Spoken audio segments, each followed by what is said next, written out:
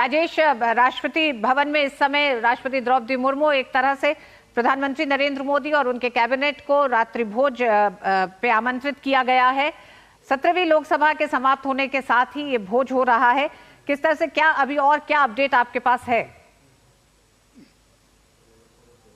देखिए ऋतु, ये जो राष्ट्रपति द्वारा जो रात्रि भोज का आयोजन किया जाता है, यह एक परंपरा होती है कि जब लोकसभा का सत्र अवसान होता है, लोकसभा जब खत्म होती है पूरे 5 साल चलने के बाद, तो उसके बाद राष्ट्रपति के द्वारा रात्रि भोज का आयोजन किया जाता है। इससे पहले आज कैबिनेट की बैठक हुई। कैबिनेट की बैठक में प्रधानमंत्री नरेंद्र मोदी ने 17वीं लोकसभा को भंग करने की सिफारिश की। राष्ट्रपति को जाकर अपना इस्तीफा सौंपा और राष्ट्रपति ने उन्हें कार्यवाहक प्रधानमंत्री के तौर पर काम करने के निर्देश दिए। और उसके बाद हम कह सकते हैं कि ये रात्रि भोज का आयोजन किया गया है। प्रधानमंत्री का काफिला ठीक 8 बजे राष्ट्रपति भवन के अंदर दाखिल हो चुका है। उसके पहले रक्षा मंत्री, गृह मंत्री, नितिन गडकरी, तमाम जो बड़े मंत्री हैं और ग्रुप ऑफ मिनिस्टर्स के जो लोग हैं, वो तमाम लोग इस रात्रि भोज में शामिल हो रहे हैं। और ये माना जा रहा है कि भोज जो है कुछ वक्त तक और चलेगा, चूंकि अभी आधे घंटे का वक्त हुआ है। ये माना जा सकता है कि 1 घंटे तक भोज का आयोजन और भी होगा। 7 तारीख का इंतजार होगा। 7 तारीख को एनडीए के संसदीय दल की बैठक होगी।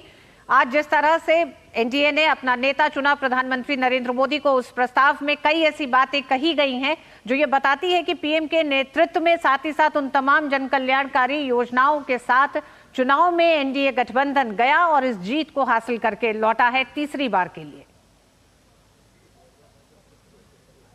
देखिए, बिल्कुल आपने सही कहा ऋतु कि जिस तरीके से एनडीए की बैठक में प्रधानमंत्री को नेता चुना गया है, इसके बाद अब महज एक औपचारिकता बच जाती है जब 7 जून को संसद भवन परिसर में एनडीए सांसदों की बैठक होगी। और उस बैठक में प्रधानमंत्री जो हैं बीजेपी संसदीय दल के नेता भी चुने जाएंगे और एनडीए संसदीय दल के नेता के तौर पर प्रधानमंत्री नरेंद्र मोदी तीसरी बार निर्वाचित होंगी। 2014 का वो दृश्य भी मुझे याद है जब सेंट्रल हॉल में प्रधानमंत्री नरेंद्र मोदी पहली बार आए थे। उन्होंने संसद की दहलीज पर अपना माथा टेका था और उसके बाद संसद के केंद्रीय कक्ष में जब वो संसदीय दल के नेता के तौर पर नेता चुने गए थे, तो उन्होंने ये कहा था कि हमारी सरकार गरीबों के लिए समर्पित सरकार होगी।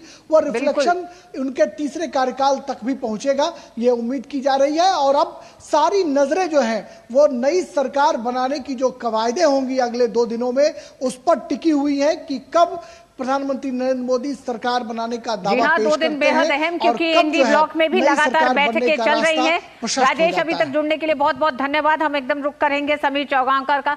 समीर जी, एक तरफ हम देख रहे हैं कि एक गठबंधन अपना नेता चुनने के साथ ही अब 7 तारीख की तारीख तय की गई है, वहीं दूसरा गठबंधन पहली बात तो एनडीए गठबंधन की जीत को ही स्वीकार नहीं